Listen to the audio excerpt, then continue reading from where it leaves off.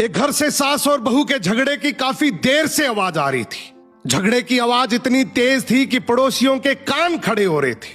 पड़ोसी मजे ले रहे थे। झगड़ा खत्म होते ही बहू किसी काम से बाहर आई तो पड़ोस की एक बूढ़ी औरत आई और बोली, बेटा तेरी सास तो कुतिया का मेल है, अगर ऐसे ही चलता रहा तो तेरा तो जीना हराम हो जाएगा।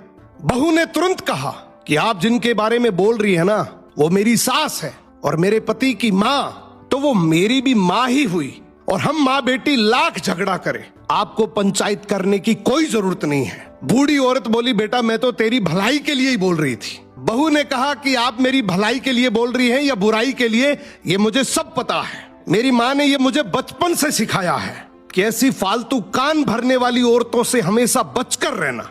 ये कान भर भर के हंसता खेलता परिवार तुड़वा देती हैं।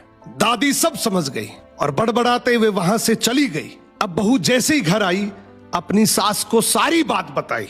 ये सुनते ही सास की आंखों में आंसू आ गए।